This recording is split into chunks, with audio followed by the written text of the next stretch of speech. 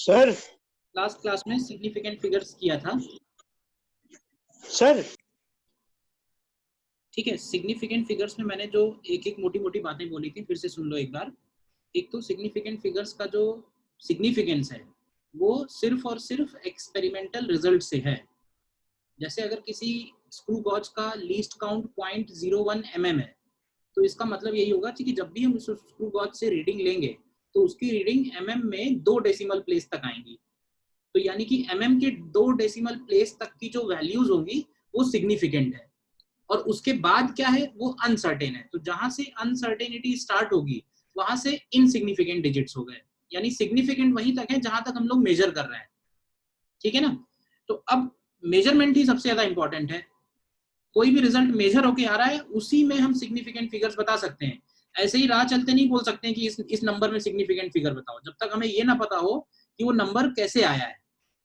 अगर वो number counting से आया है, जैसे मैंने कहा कि there are 22 students in our class, तो फिर 22 में कितने सिग्निफिकेंट फिगर है, तब तो उसमें इनफाइनाइट सिग्निफिकेंट फिगर है, क्योंकि हम सर्टेन है ना कि 22 के आगे जीरो ही है 100%, कोई कंफ्यूजन नहीं है। तो 22.00 चाहे जितने जीरो बढ़ा लो, it is exact 22।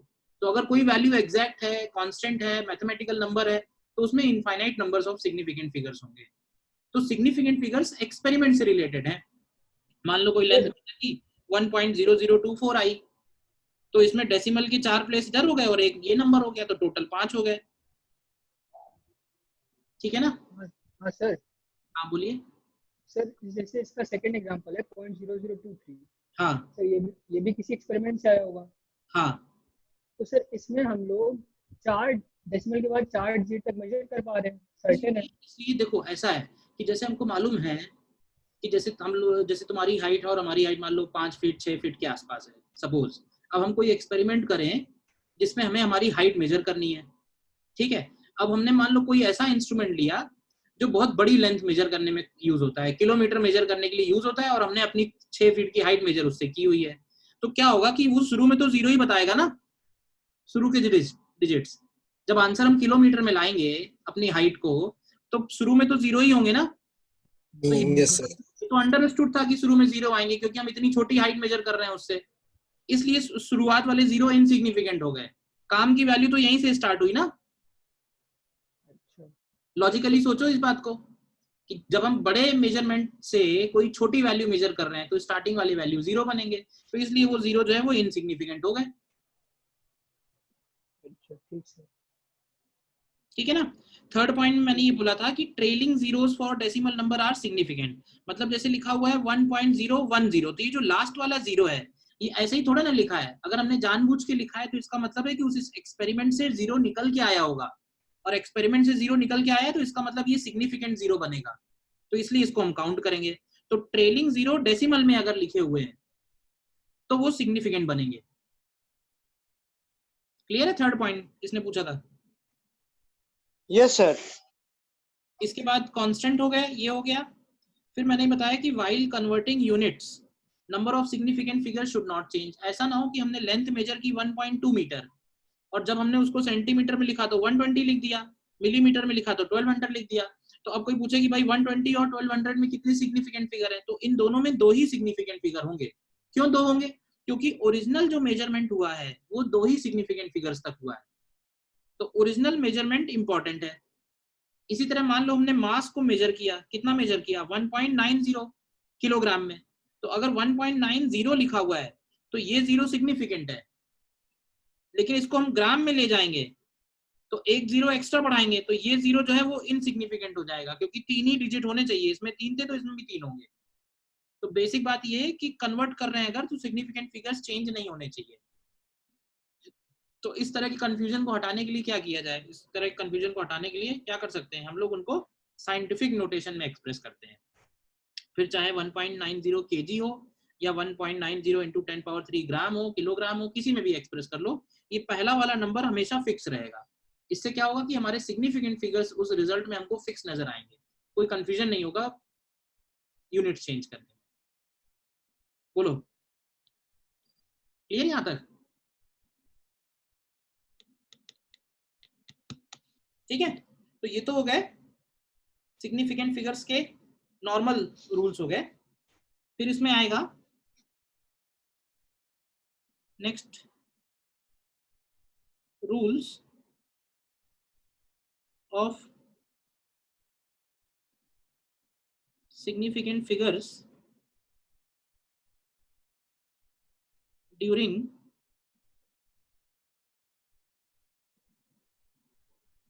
mathematical operations.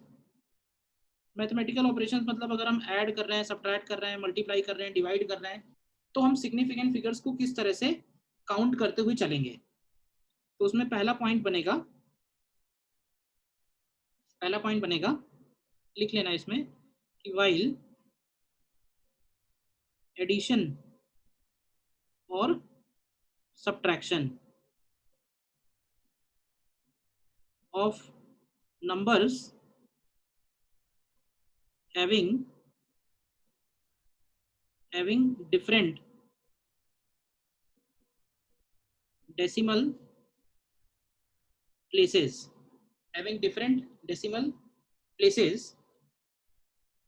the final answer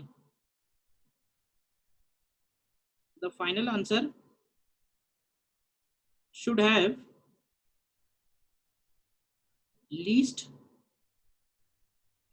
number of decimal places among the given numbers।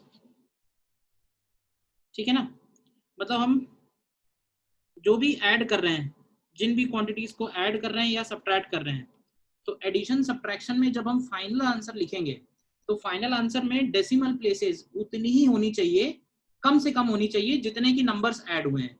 मान लो हमने नंबर ऐड किया 1 डेसिमल प्लेस का, 2 डेसिमल प्लेस का, 3 डेसिमल प्लेस के, तो जब ऐड होके लिखेंगे तो एक ही डेसिमल प्लेस में आंसर होना चाहिए, क्योंकि उन सभी नंबर्स में सबसे कम डेसिमल प्लेस वाला 1 डेसिमल प्लेस का नंबर था। ठीक है, बताओ। एंड सेकेंड पॉइंट में while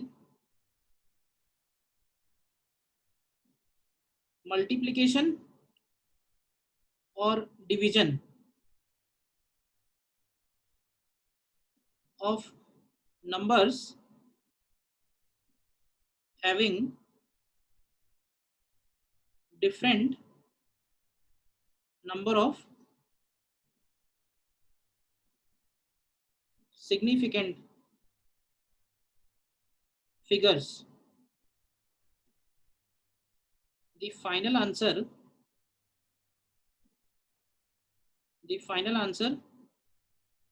should have least number of significant figures among the given numbers। मतलब मल्टीप्लिकेशन डिवीजन में जो फाइनल आंसर होगा वो least number of significant figure वाला होना चाहिए, और एडिशन में final answer least number of decimal places वाला होना चाहिए।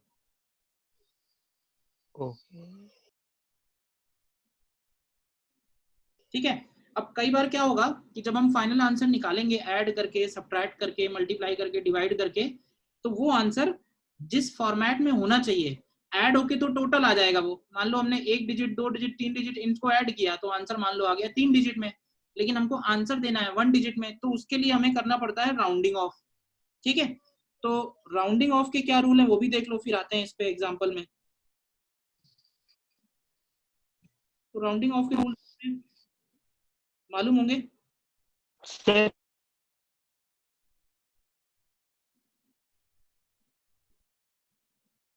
बेटा आपकी आवाज आती नहीं है, डिस्टरबेंस और हो जाती है।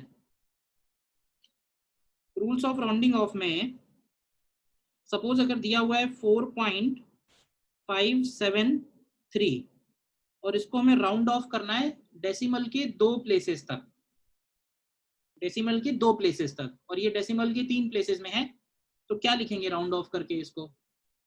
तो देखो लास्ट वाला जो 3 है वो ड्रॉप हो जाएगा, और क्योंकि वो 5 से कम है तो उसके पहले वाला नंबर वैसे का वैसे ही रहेगा।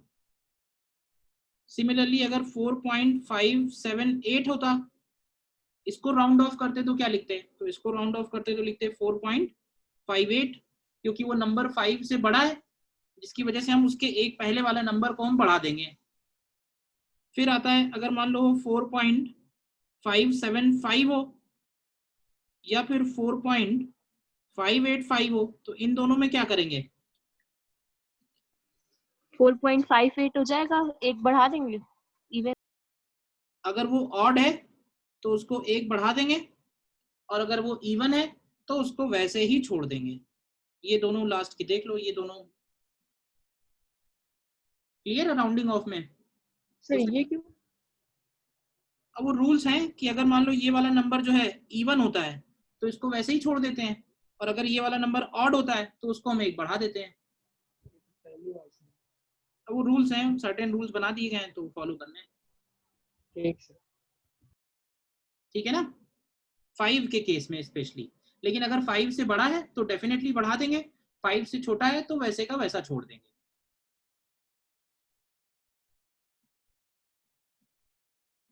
बोलो। ठीक है, तो जैसे सपोज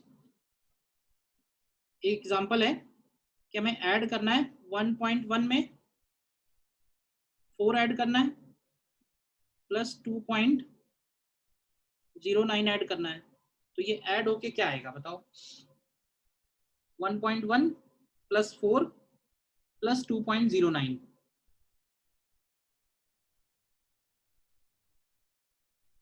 अब तुम ध्यान से देखो, चेक करो तो 6.2 सर। ऐड करने में कौन सा रूल लगता है? ऐड करने में डेसिमल वाला रूल लगता है। ठीक है, तो इसमें एक डेसिमल प्लेस है। ठीक है, 7.19 में 0 डेसिमल प्लेस है। 7.2। ठीक है, और इसमें 2 डेसिमल प्लेस है। तो फाइनल आंसर में कितने डेसिमल प्लेस होने चाहिए? 0। फाइनल आंसर में 0 डेसिमल प्लेस होने चाहिए। अच्छा, बात समझ में आई? ये रूल है, तो यही रूल फॉलो करना है। तो ऐड करोगे अगर, तो क्या करो, पहले ऐड कर लो, पहले नॉर्मल तरीके से जैसे ऐड करते हैं वैसे ऐड कर लो। तो अगर तुम नॉर्मल करोगे तो ये आएगा 7.19, और फिर इस 7.19 को हम लोग राउंड ऑफ करेंगे अप टू 1 डिजिट, 0 डेसिमल। 7। तो ये आंसर हमारा 7 बन जाएगा। ठीक है ना, आंसर सर हमारा। अगर 7.9 होता तो सर 8 कर देते। हाँ, तो 8 कर देते। 7.76 ऐसे तब भी 8 कर देते। 8 कर देते। 5 से बड़ा होता तो 8 कर देते। हाँ, 5 कुछ कंपेयर करते हैं ना, 5 को देखते हैं। 7.59 होता। अब तुम करते रहो, रूल्स मैंने लिखवा दिए हैं। तुम एकदम बच्चों वाली प्रैक्टिस करने लगते हो। ठीक है, इसी तरह से अगर सपोज करो हमें 1.2 में मल्टीप्लाई करना है 0.3, तो आंसर क्या आएगा? 1.2 में मल्टीप्लाई करना है 0.3 आएगा। अरे तुम तो मल्टीप्लाई भी गलत कर रहे हो। 4। इसमें 2 सिग्निफिकेंट फिगर है या नहीं है? मल्टीप्लिकेशन डिवीजन में सिग्निफिकेंट फिगर्स वाला रूल लगता है। तो 1.2 सिग्निफिकेंट फिगर है और 0.3 में 2.3। एक सिग्निफिकेंट फिगर है। ठीक है, तो हमारा जो फाइनल आंसर आना चाहिए उसमें कितने सिग्निफिकेंट फिगर होने चाहिए? तो उसमें ही सिग्निफिकेंट फिगर होना चाहिए। 1।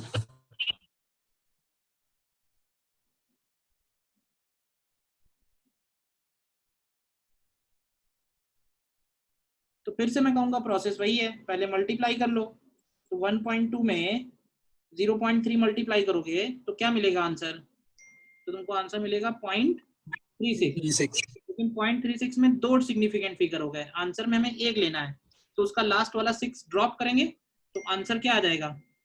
आंसर 0.4 आ जाएगा। बोलो।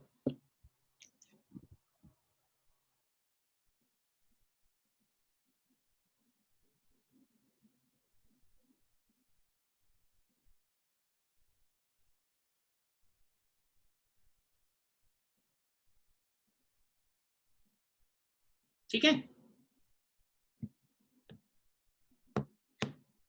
बताओ। Yes sir.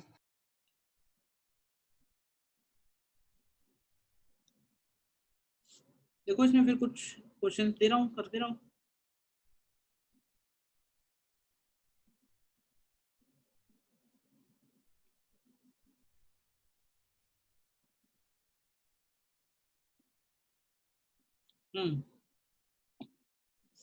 देखो ये नेक्स्ट क्वेश्चन,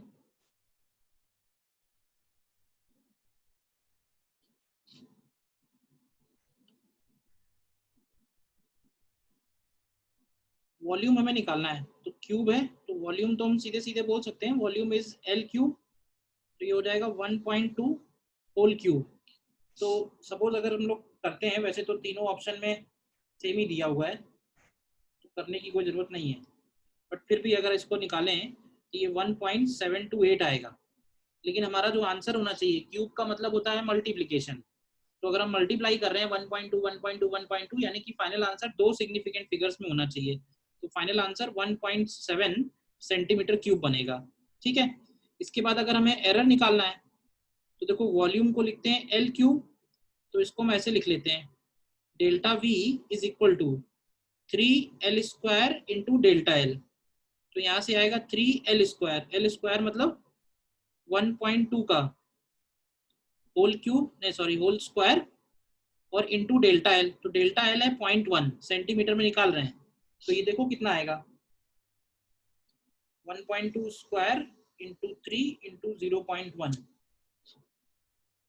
तो ये आ रहा है 0.432 आ रहा है सेंटीमीटर क्यूब। बोलो, अब वैसे तो आंसर 0.5 नहीं है, लेकिन अगर आंसर 0.5 होता, क्योंकि एरर में जब हम राउंडिंग ऑफ लगाते हैं तो कम नहीं करते हैं, बट क्योंकि आंसर नहीं है 0.5 तो 0.4 लगा दो बस। Delta we plus minus delta we, ये हो जाएगा 1.7 प्लस माइनस 0.04, 0.3 तो कहीं से भी नहीं होगा। ठीक है, नेक्स्ट देखो, ये बताओ।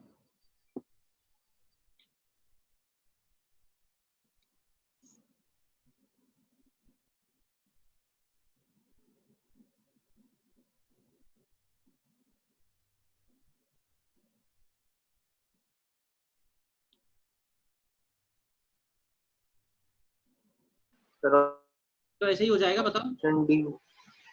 डी होना चाहिए। डी आंसर आएगा, करेक्ट, क्लियर है ना? Yes sir, D. Okay, yes sir.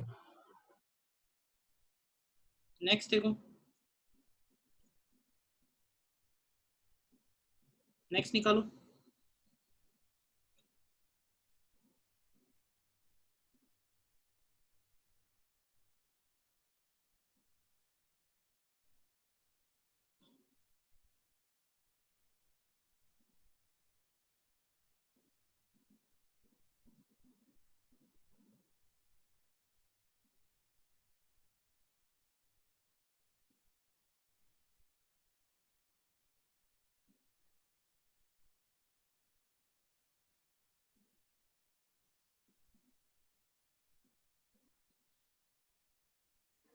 Sir B आ रहा है। Sir B. Sir C. C होगा सर, सी। सी होगा।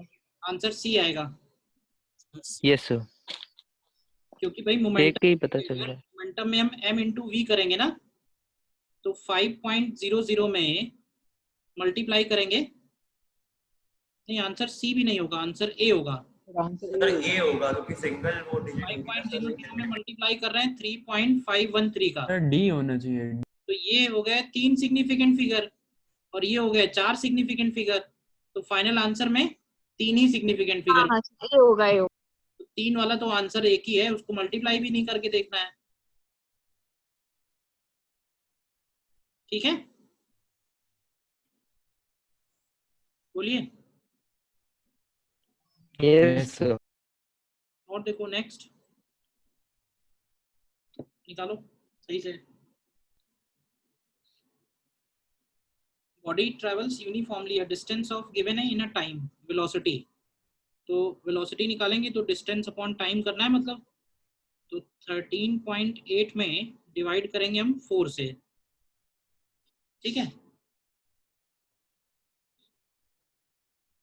तो 13.8 डिवाइडेड बाई 4 कितना आएगा ये? 3.45 45 मीटर पर सेकेंड। क्यों? Yes sir.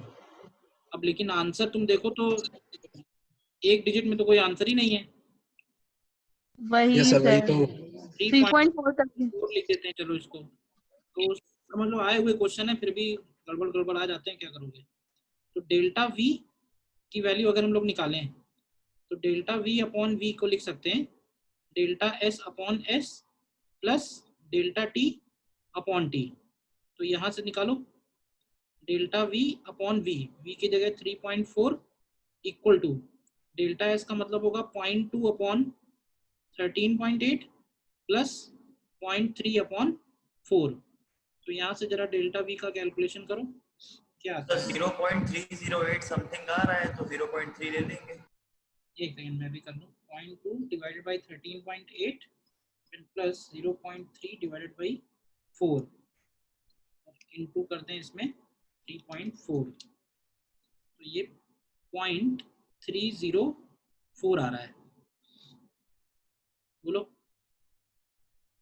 ठीक है।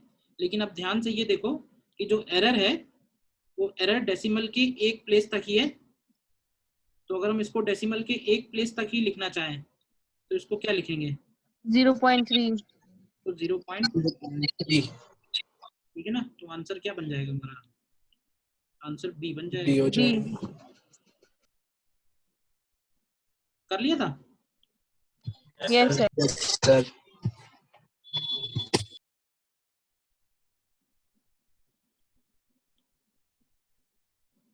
नेक्स्ट देखो,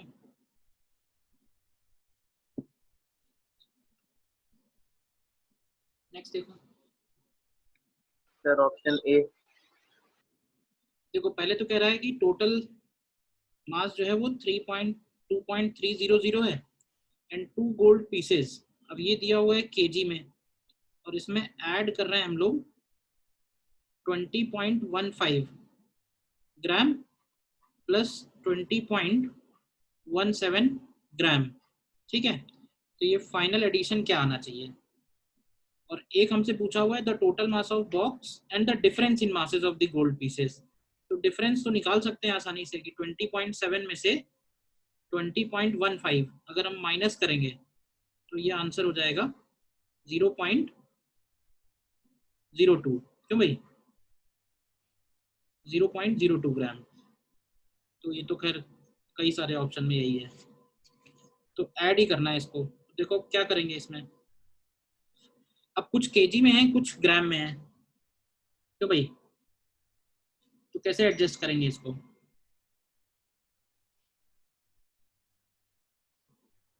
अब ऐसे समझो कि अगर हम केजी में आंसर एक्सप्रेस करते हैं, समझना, अगर हम आंसर केजी में एक्सप्रेस करते हैं तो आंसर 3 डिजिट तक हो सकता है, और अगर ग्राम में एक्सप्रेस करते हैं तो आंसर 2 डिजिट तक हो सकता है। बोलो कौन सा आंसर लेना चाहिए इन तीनों में? Yes sir. Sir 2 sir digit. A लेना चाहिए because sir least value least value लेंगे ना, तो ये लेनी है मतलब ना डेसिमल। ग्राम वाले को अगर हम किलोग्राम, यस सर। ग्राम वाले को अगर हम किलोग्राम में ले जाएंगे तो 3 डिजिट तक तो आएगा नहीं, ज्यादा ही डिजिट में जाएगा ना। 6 हो जाए, हाँ 4 हो जाएगा, 4। ये वो नहीं बनेगा, ठीक है ना। तो आंसर इसमें क्या बनना चाहिए?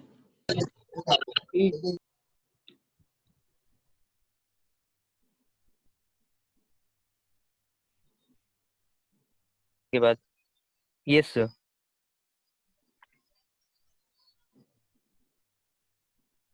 तो केजी में अगर हम एक्सप्रेस करेंगे तो 3 डिजिट तक आना चाहिए, तो मुझे लग रहा है कि डी हो जाएगा। बट सर हमको डेसिमल के बाद लीस्ट पॉइंट लेने हैं ना सर, लीस्ट सिग्निफिकेंट फिगर्स। हाँ तो वो तो फिर से ग्राम में एक्सप्रेस करने पर ही आएगा। क्यों? हमको सर आपने बताया है ना एडिशन और सब्सट्रैक्शन में हाँ हमको सर डेसिमल के बाद लीस्ट पॉइंट लेना है, हाँ ना कि सर लीस्ट सिग्निफिकेंट फिगर्स। देखो, अगर हम इसको ग्राम में लिखेंगे तो ये लिखेंगे, बताओ। Yes sir.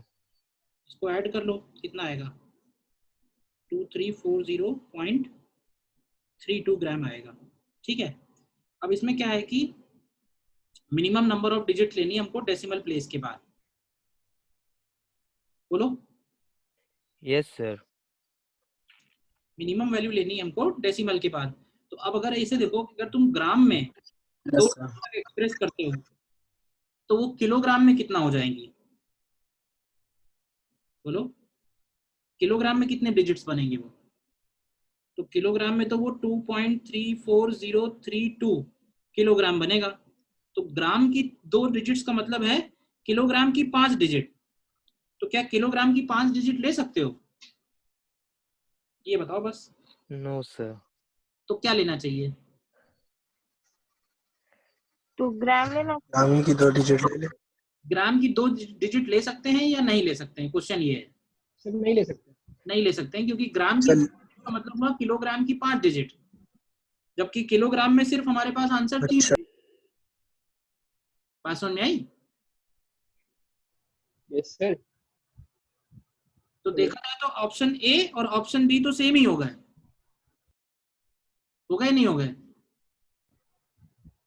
तो इसको जब हम राउंड ऑफ करेंगे, ये राउंड ऑफ होके किलोग्राम में ही 3 डिजिट तक होना चाहिए बस। ये 2.340 ही आ जाएगा बस। सर अगर यहाँ पे एक ऑप्शन होता कि 2340 ग्राम तो वो भी सही होता। हाँ, वो भी सही होता, यस मतलब फिर उसमें पॉइंट नहीं होना चाहिए था। यस। समझ गए ना? अच्छा क्वेश्चन है ये। बताओ, आया कि निकल गया? आ गया। आ गया, ठीक। बहुत छोटी छोटी बातें हैं जो ध्यान रखने वाली हैं।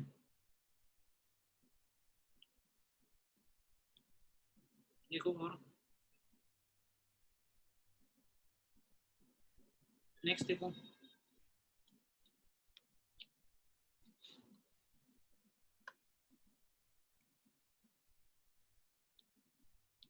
आईआईटी का ही आया हुआ है ना। Edge of a cube is measured using vernier calipers 9 MSD equal to 10 VSD. ठीक है, तो यहाँ से तुम लीस्ट काउंट ऑफ वर्नियर अगर निकालोगे तो लीस्ट काउंट ऑफ वर्नियर निकल के आएगा 0.1 mm। ठीक है, इसके बाद कह रहा है कि main scale division reading is 10 and first division of vernier found to be coinciding with the main scale. तो एज ऑफ क्यूब क्या हो जाएगी? एज ऑफ क्यूब का मतलब है सपोज एल की वैल्यू, तो हो जाएगा 10 MSD यानी 10 इंटू 1 mm एंड 1 VSD तो 1 इंटू 0.1, तो ये आ जाएगा 10.1 mm। मास दिया हुआ है, तो density in gram per centimetre cube up to correct significant figures. तो देखो 10.1 mm लिखो या 1.01 सेंटीमीटर लिखो, एक ही बात है। तो इसका वॉल्यूम क्या हो जाएगा? वॉल्यूम बन जाएगा L क्यूब। तो जरा निकालो 1.01 का होल क्यूब, तो ये आएगा 1.03 सेंटीमीटर क्यूब। और डेंसिटी अगर निकालेंगे तो डेंसिटी हो जाएगा मास अपॉन वॉल्यूम। तो मास दिया हुआ है 2.736 and divided by 1.03, 2.736 divided by 1.03, तो ये आएगा, सॉल्व करके आएगा 2.656 ग्राम पर सेंटीमीटर क्यूब। लेकिन अब आंसर ऐसे देखो कि डिवाइड कर रहे हैं, तो डिवाइड कर रहे हैं तो इसमें 4 सिग्निफिकेंट फिगर है और इसमें 3 सिग्निफिकेंट फिगर है, यानी फाइनल आंसर में भी 3 ही सिग्निफिकेंट फिगर होने चाहिए। तो इसको हम राउंड ऑफ करेंगे 3 सिग्निफिकेंट फिगर में, तो ये 2.66 बन जाएगा।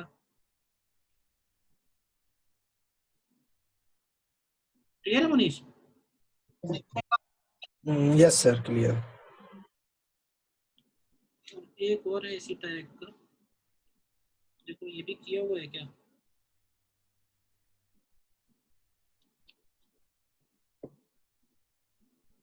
देखो नेक्स्ट,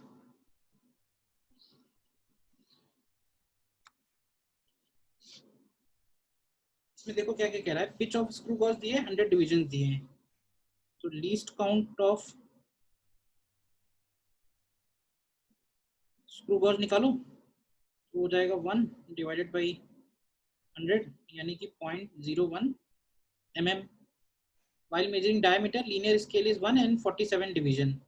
तो diameter की वैल्यू लिख सकते हैं हम लोग 1 mm plus 47 into least count, तो ये आ जाएगा 1.47 mm.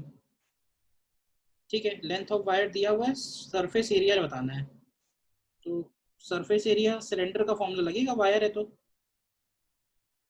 Surface area of wire का मतलब होगा 2 पाई RL, तो इसको हम ऐसे भी लिख सकते हैं पाई DL, तो पाई की वैल्यू 3.14 इंटू डी की वैल्यू 1.47 mm है, तो सेंटीमीटर के लिए 10 से डिवाइड कर देते हैं, और L का मतलब है 5.6 सेंटीमीटर।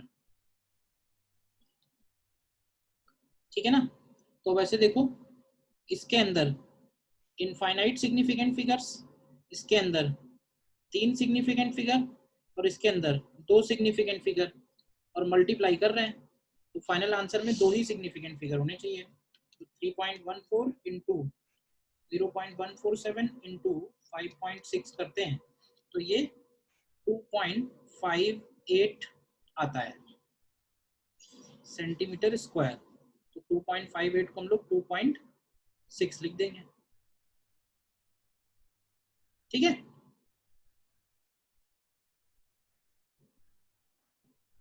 क्लियर है? ये सर फॉर्मूला गलत लगा दिया तो।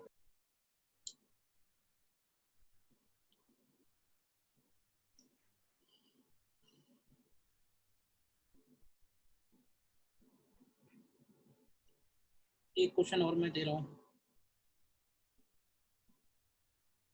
Volume of a small sphere is 2.1 centimeter cube, then total volume of 100 such spheres will be.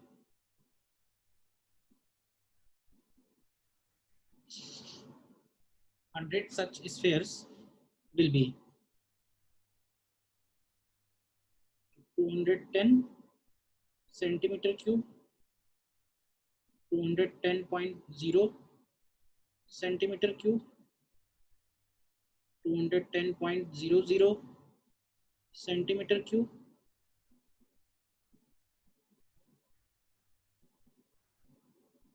210.000 option B.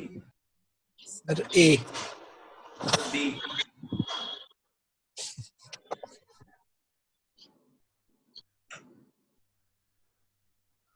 B होगा।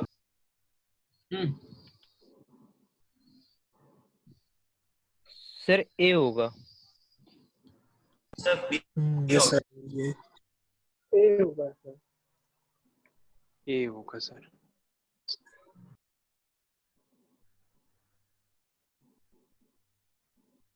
सर ऑप्शन ए में तो इनफाइनाइट हो जाएंगे सर, ऑप्शन बी में तो एक सिग्निफिकेंट फिगर रहेगा सर।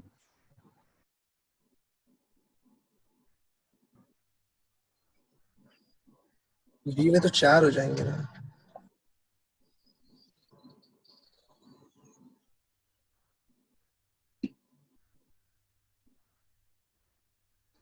ए होगा सर। आराम से सोच लो। यस सर, यही है। सर 100 में तो इनफाइनाइट हो गए, 2.1 मतलब दो ही हो सकते हैं मैक्सिमम में मिनिमम।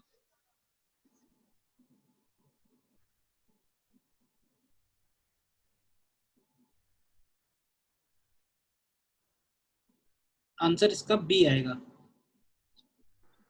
सब बी। हाँ, सर बी कैसे? कैसे आ जाएगा? इसमें मल्टीप्लाई का रूल नहीं लगेगा।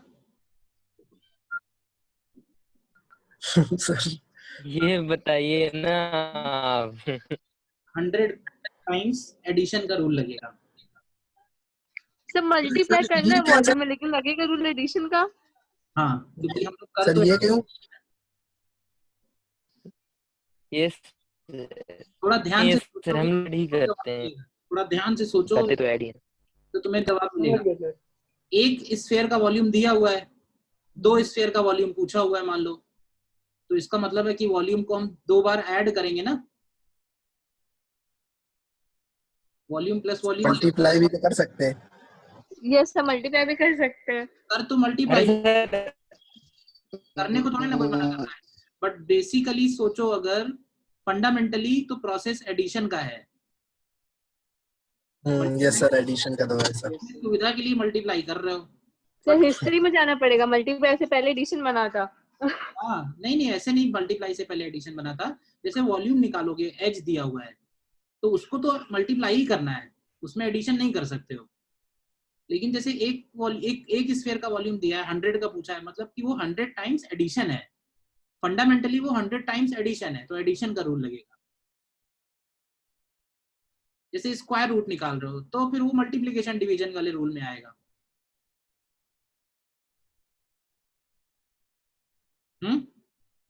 हर जगह सर ऐसे केस में एडिशन ही होगा। हाँ मतलब हर जगह इस केस में मतलब कि थोड़ा सोचना पड़ेगा, ये कह रहा हूँ। तो ये तो फंसाने वाला केस हो गया ना, कोई अचानक से कर दे तो उसका तो 4 मार्क्स गए। अभी तो दिया मैंने भी, ताकि फंसो नहीं आगे। बोलो सर एक दो ऐसे थोड़े और एग्जांपल बताइए। मतलब सोचो, मैं कह रहा हूँ एग्जाम्पल करने से नहीं होगा, तुम्हारे सोचने से होगा। तुम थोड़ा सोचो ध्यान से कि हमको एक स्फीयर का मान लो रेडियस दिया हुआ है, और रेडियस से हमको निकालना है सरफेस एरिया, तो एडिशन है या मल्टीप्लिकेशन है? मल्टीप्लिकेशन। मल्टीप्लिकेशन है। इस तरह से रेडियस दिया है, वॉल्यूम निकालना है, मतलब मल्टीप्लिकेशन है। अब एक स्फीयर का सरफेस एरिया दिया हुआ है, और वैसे 10 स्फीयर्स का टोटल सरफेस एरिया पूछा है, मतलब ये 10 टाइम्स एडिशन। है। ठीक ठीक, तुम थोड़ा सोचोगे समझ गए। ध्यान से, तुमको अपने आप जवाब मिलेगा। सब लॉजिकल चीजें हैं, सारी कॉमन सेंस।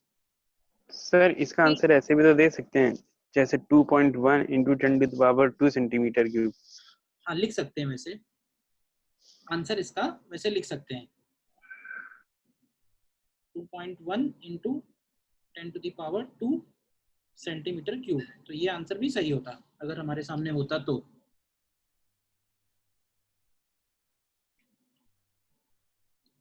ठीक है ना?